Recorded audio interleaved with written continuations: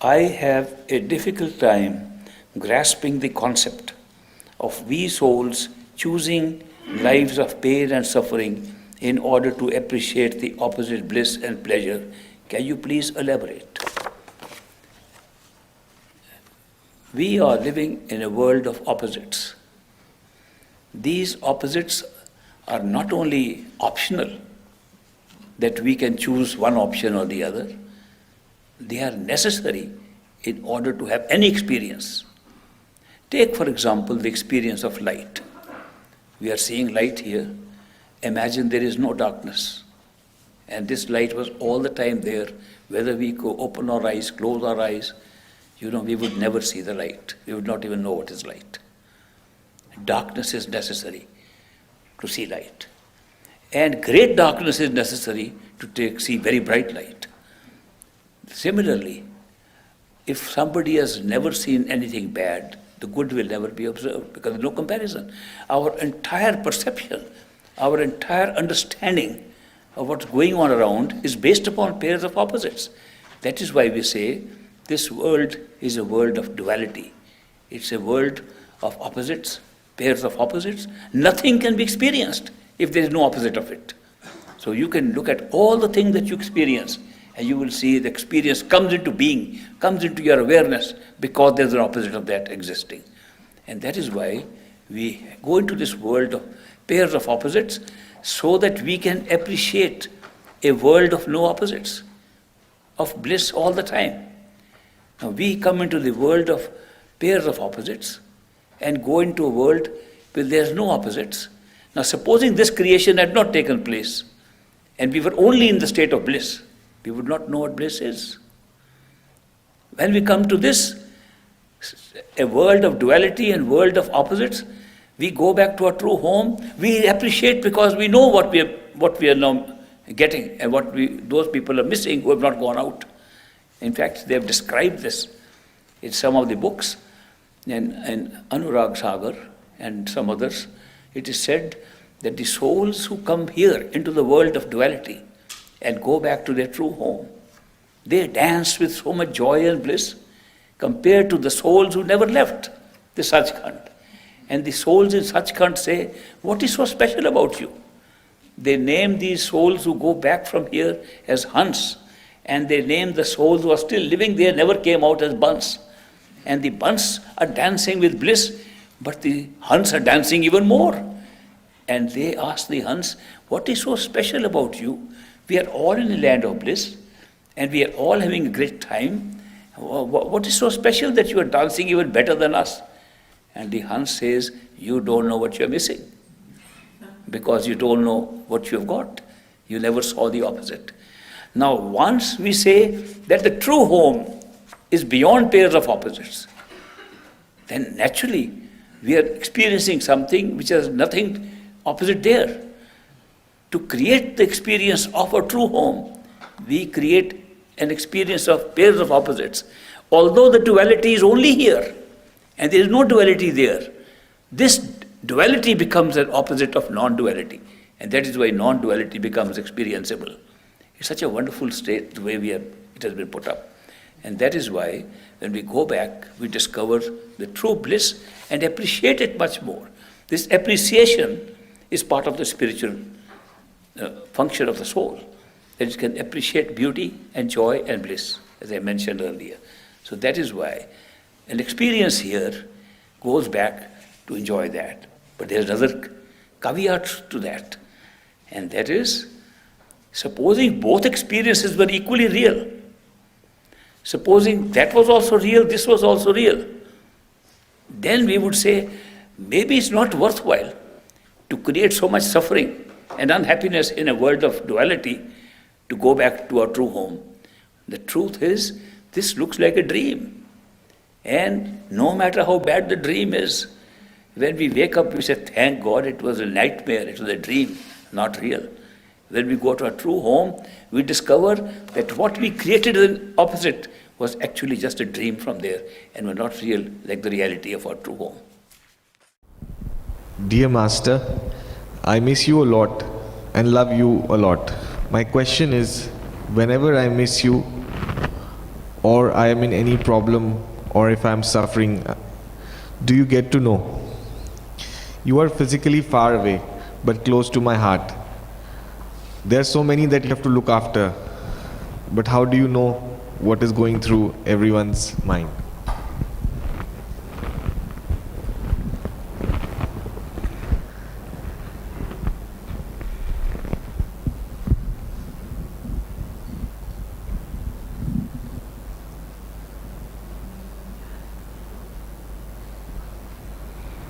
Interesting question.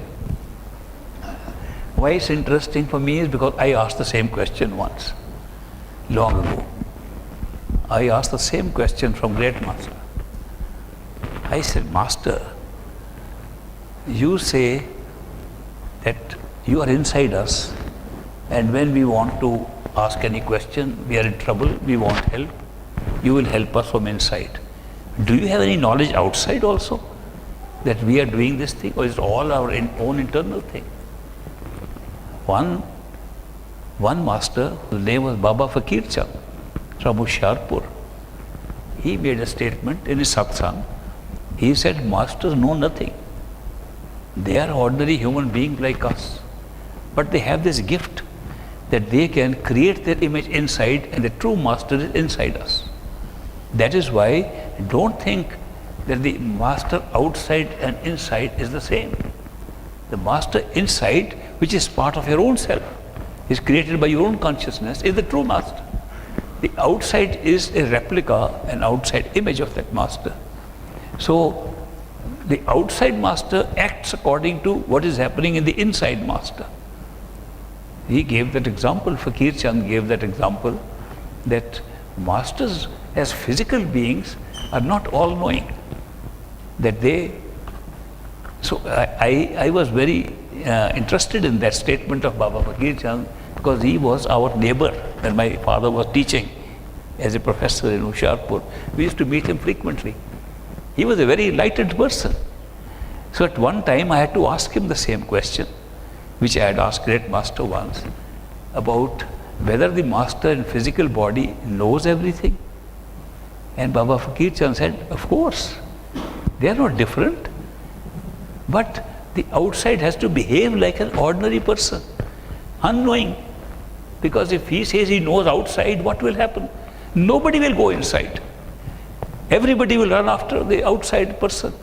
Therefore, it's appropriate for a master to tell, he knows nothing, go inside and find out from your true master inside. So it's very appropriate behavior of a perfect living master to do that. Now, this is what he explained, and I understood it, that the masters want us to meditate and find the truth inside. Otherwise, we are running after illusions. Master's outer form is part of the illusion. When you die, everything dissolves, including the form of the master. But what does not dissolve is the inner form of the master. Therefore, it's a very appropriate thing for a master to say, I don't know what is happening, and even if he knows. Now the question is, if he really knows, then how does he operate? One physical person, if he knows, has got so many initiates, so many disciples. He has initiated each one of them and told them, I am with you. I have manifested myself with you. Any problem you have, you can talk to me. And there are 1,000 people sitting there, and master is in all 1,000. How can one physical person know what is happening to 1,000 people? I had to find some appropriate language to explain how masters work. In America, in one of my talks, I explained this. And the explanation I gave was taken from the manual for masters. So I just picked up from there and said, the masters use what is called a clone. A clone is a replica of the master. They make a clone and put that clone of themselves in each person they initiate. But they are in constant touch with the clone. They never disconnect with the clone.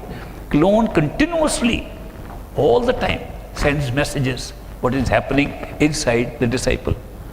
And therefore, the physical form of the master at all time know it. But they don't have to use it for interaction with the disciple. The interaction should be ordinary human beings as friends. Supposing we came to know that another human being who's being a friend of ours knows all our thoughts, and sometimes our thoughts are very ugly, in spite of even if we try to think very nice things, once in a while some naughty thoughts creep in. And if we know he's reading my thoughts, we'll hardly have any friendship with that person. So if we have a creepy thought and say, Master, did you see what I thought? He said, what was that? We feel very comfortable. Thank God. So you have to balance all these things. The truth is that the Master in his awareness knows everything. He knows. And he, in his physical form, acts like he's just an ordinary person like us and knows nothing more than what we know. And therefore we can be very free with such a Master as external physical friendship. As external physical friendship, he can be very free. When we go to his form inside, he can be very different. He can show his full knowledge, he can show everything and give all the answers. Inside, he won't say, I don't know what it is. Outside, he will. But this is part of a single plan. It's not different. So once you know what this cloning system is, a Master can produce 1,000 million clones and take care of them and be in touch with all of them. If we don't understand how a Master can through clones be in touch with all of them, take the digital world and in one little chip you can have a connection continuously working with not millions but billions of points. So it's not very difficult for the consciousness of a Master to be in touch with all of them. So in the physical body, physical relationships, he will pretend he knows as little or as more as you do, as your friend does. And that sustains the friendship at the physical level. This system works beautifully. And sometimes we think that the Master may be using a clone, but does not know what's happening. Somebody complains, he says, Master, I had this problem. Oh, let me check with the clone. It's not like that. Then it's not a clone. Then we are separating that clone from the Master. Clone means identical copy. It's an identical copy of the Master.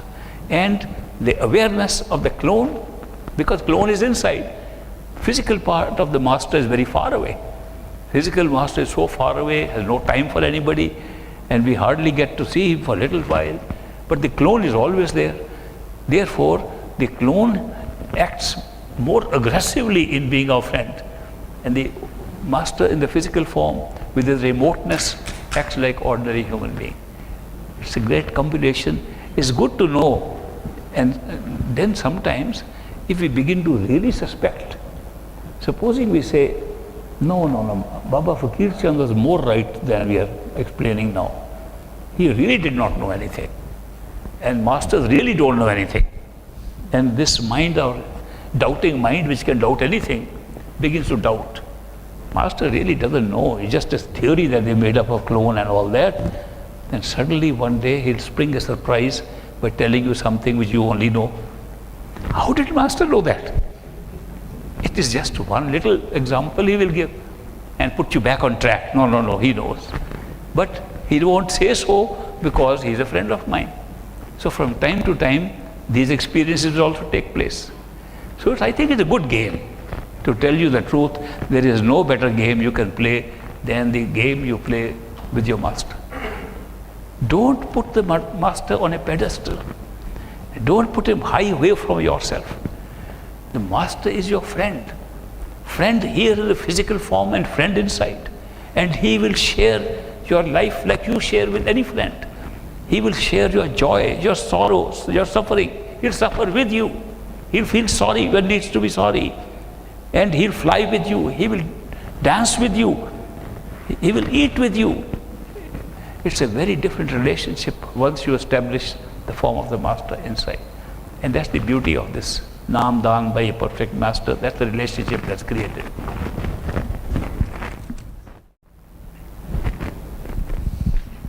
If a Satsangi does Nam Simran regularly, but as he grows old and his memory fails him and cannot remember the Simran words, what to do in this case?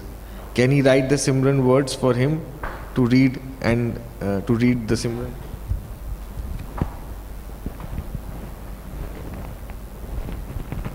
The question is, if a Satsangi does Naam Simran regularly, but when he gets old, his memory is losing, he can't remember even the words of Simran, then is it appropriate to write the words of Simran and give him to repeat? The answer is yes, no harm. If nowadays we can't remember everything, so we use our iPhones and we record, they tell us. We use paper to write, memorize things which we forget. With heavy pressure of modern civilization, we can't remember everything, so we use every kind of aid to help us remember things by writing it out, by somebody else reminding us. So there's no harm in telling a person, if you have forgotten the Simran. The best thing is, because we give a privacy to the words, we give confidentiality to the words by saying, don't share with somebody. Because by sharing words of Simran, you are losing the objectivity of the words and making it subjective, that you know this word, these are your words. So that is why there's a little restriction imposed on your sharing words. So it is best that the words be shared between initiates. That means one person with Namdan can certainly tell the words to another person with Namdan, if that person is forgetting those words. That's perfectly normal. But it is not necessary. It is normal to do that. But if you have Gur Bhakti, love and devotion for your master, you are beyond words. You don't need them. You don't even need Simran. If your Gur Bhakti becomes such that your mind cannot interfere, it's the mind, game with the mind. If the mind is still creating doubt, you have to do more meditation. But if the mind is kept aside and the love from your soul has overridden the mind, and mind cannot interrupt it, no Simran is necessary. No words are necessary. And that itself will take you to your true home, and nothing is lost. So it is really a path of love and devotion. Further, supposing a person who gets old, he cannot remember the words of Simran, but he can hear the Shabd, he can hear the sound inside. Then the sound is good enough also, need not repeat these words. So all these are possibilities, but do not emphasize that the words are going to carry you very far. Words are temporary, but the Simran can be used to create the experience of the sound, and the sound, once sound comes, you can drop the Simran altogether. If somebody can close eyes and hear the sound, Simran becomes unnecessary. Then Simran should only be used when you want to attack something which is negative and is trying to bother you. Then use Simran, it repels the negative entities or powers around you. So you can just go with this sound. But if you are in Gur Bhakti, you don't even need that. When you are unshakable faith in your Guru, and that's kind of devotion coming from you, no meditation is necessary. The perfect living master also gives you a mantra or a Simran or words to repeat. He gives it because that's traditional, that meditation is using mantra in order to prevent the thoughts from scattering. So we repeat some words. Actually, you can repeat any word, it helps. If you just rapidly repeat any words. I remember the master of transcendental meditation once came to see me. He wanted me to spread that word over the people, and he said, we can repeat certain words. I said, I can repeat any word. You can keep on repeating any word, it helps in concentrating your attention. But the perfect living master at the time of initiation gives words which have no connotation with any experience outside. It has a connotation, has a meaning with an experience that will follow inside. So he in advance prepares you by using words which are just an expression of what you can expect inside. The words that we use here in any language, as you probably know, any language that we speak here, the words are merely phonetic symbols. They're sounds, twisted sounds to look like words, and they become a language. What is the meaning of a twisted sound? How does it become language? How does it become intelligible to us? Is only by association of ideas. When a child is born and we constantly show him a cup and call it cup, his mind says that is cup. If no cup is shown and we keep on saying cup, he'll never know what a cup is. Therefore, all words in all languages have meaning to us, meaning and interpreted by our mind only with the association of ideas, what we can associate that word. Then the association can expand. For example, a child is told there's a chair. Then his chair, as a child, is only that chair. Then he sees big chairs and small chairs. So chair becomes bigger than one chair. It becomes 3 chairs. It becomes a form, shape. He sees 1,000 chairs when he grows up, and the chair becomes a much bigger thing. This was a point that was touched on by Socrates in his dialogue with Plato, when he said that when Plato had an argument about idealism, that how can inner things and ideas be more real than things? And that is how it was explained. That look at an idea of a chair and look at a concept of a chair. Let's go with the concept, which starts at the causal plane. Something to sit on higher than the level of the ground. Okay, just a concept. It's not a chair, just a concept. That there's a ground and we can be actually sitting higher than that ground. It's a great concept. Then comes the idea. We can make a structure of some furniture on which we can sit. That becomes an idea of a chair. Then we come to physical world and make a chair. If that concept had not existed in the causal plane, if the idea had not existed in the astral plane, we could not make a chair. There would have been no chairs at all. But once that concept, which was single concept, just a concept, no chair. The concept did not include what ultimately came out. But the concept was the same which made the chair. In the astral plane, it became an idea. When the idea of a chair came, which chair was it? This or that? Or which one? There are thousands of chairs here. That idea of a chair covered all chairs. The idea of a chair covers all chairs. Therefore, from the idea of a chair, which was one idea, we were able to make all the chairs here.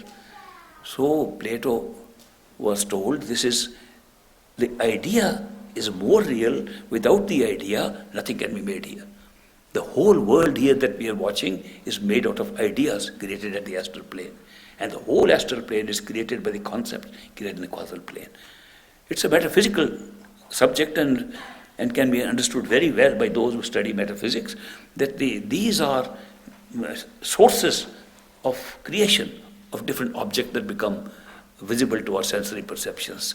So when we talk of language, the language we speak here has association of ideas based upon the ideas with which the thing was made.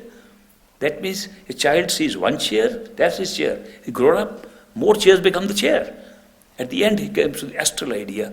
Chair means all the chairs that he can possibly see. He'll call every one of them a chair. The single word will mean. But it means the word, the sound, chair, is only possible to be understood if that experience of being with the chair has been there.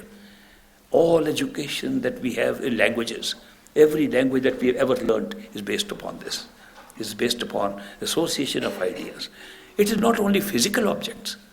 It is also possible to associate them with abstract items like jealousy, hatred.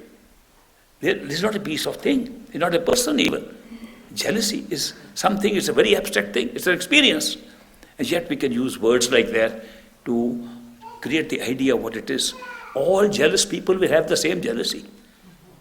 Although jealousy is one, but the experience will be of so many people and maybe different circumstances, but still be jealousy. So this is how the words have these meanings and limited meanings. Now, meaning of a word is different than the word. Supposing I were to say chair in one language and repeat the word chair in another language, the words are different. They refer to the same chair. When we have what we call telepathic communication, we communicate with people telepathically, then we are really referring to the meaning and not to the word. Have you ever noticed this? People have had telepathic communication with other people, and when they want to convey a message, it's not the word they are conveying, it's the meaning of the word they are conveying. Therefore, in telepathy, I can send a message in English, and a person who doesn't know English but only knows German can understand it. In the astral plane, that's normal communication. You can think in any language, and it can be understood by another person next to you immediately because of the meaning being transferred. So there are so many other features like this. When perfect living masters initiate us and they give us some words, they pick up words which have association of ideas with experience still to come. And that is why they prepare us in advance. So those words are useful for holding our attention and blocking the mind from thinking of other words like any other words.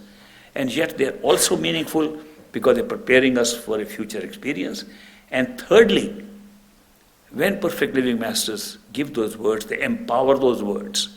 And the words have no longer the same connotation that they had. They become empowered as a protective force against negativity. Because perfect living masters know that this is a world of negativity. A lot of negativity here. And the negativity attacks us. So the perfect living masters give us a means to prevent the negativity from attacking us. And by those words, by repetition of the words, we prevent negativity from attacking us outside or inside, and smoothens our way on the spiritual path. That is initiation by perfect living master, and that is how they teach us to meditate, to go from stage to stage, and then they join us at the astral plane and they take us back home. Their guarantee is that we'll go together. But we'll go together in two different forms. One, guidance from the physical form of a master here, who cannot be with us 24/7, but we can meet whenever we can, and guidance from a master inside who is with us 24/7. This little gap, when we are only with the master sometimes, occasionally, and when we are with the master all the time, is the gap where we use our free will, should I go, not go, and all those questions of doubt arise. Once we are there, all these finish. In the rest of the journey, one doesn't have to worry about. It is all in the company of the master who knows the entire route to our true home. I would like to ask you the equivalence between hearing the sound, keeping the Simran, or thinking of the master. For example, if you walk outside and you hear the sound, is it as best as keeping the Simran or thinking of the master? Simran is the beginning.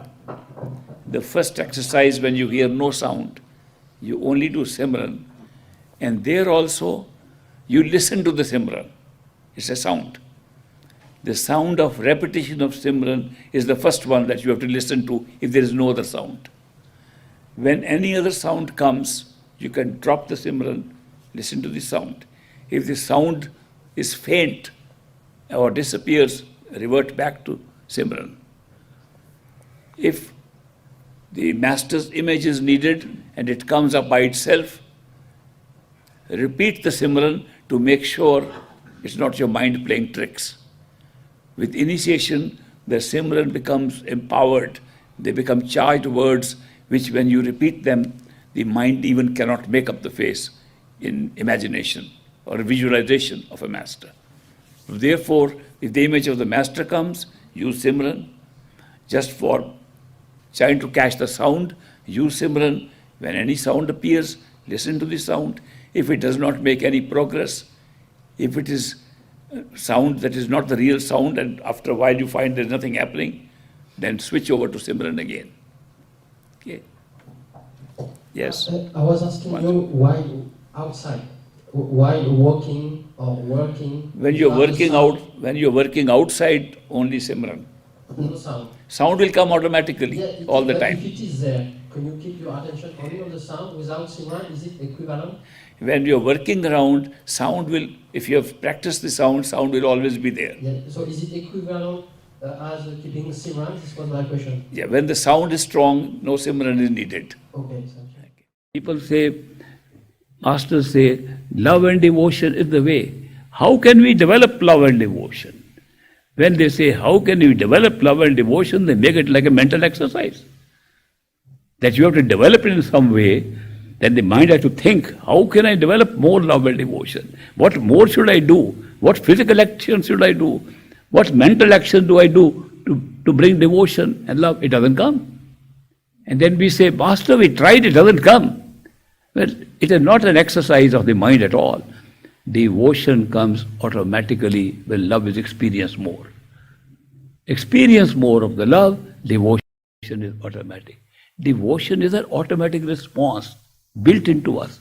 That when we feel the love, we get devoted. We want to move forward. We want to go and serve. We want to please the beloved from where the pull is coming. That is why the love and devotion that we talk of is not a mental exercise. It's merely arising from appreciating the love we are experiencing. Now I use this word appreciation. Very important word. Somebody asked me, we expect so many things from God. Does He expect anything from us? I said, yes, He does. One word, appreciation.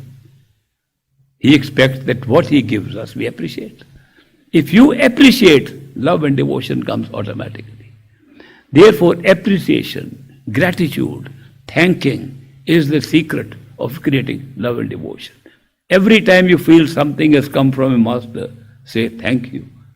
Love and devotion will grow. Express the appreciation what you're getting. Love and devotion will grow. So that is why love and devotion is not an exercise of mental exercise at all, not a physical exercise. It is something that's coming from appreciation of something that the soul is feeling, that the inner self is feeling, that love is being felt. You're just appreciating it.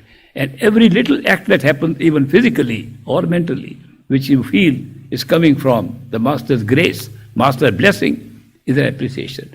That is why we use these words, grace, blessing. We use these words because they don't mean anything physically. And yet they mean everything for the sake of love and devotion. And we can appreciate a blessing, we can appreciate grace more because they are not physical. That is why the appreciation of those generates love and devotion.